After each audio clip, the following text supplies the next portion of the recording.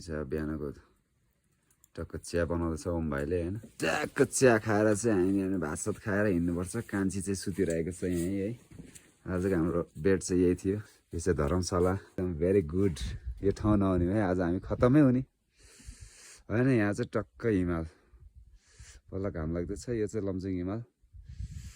त्यो चाहिँ अन्नपूर्ण त्यो चाहिँ माछा पुछ्रे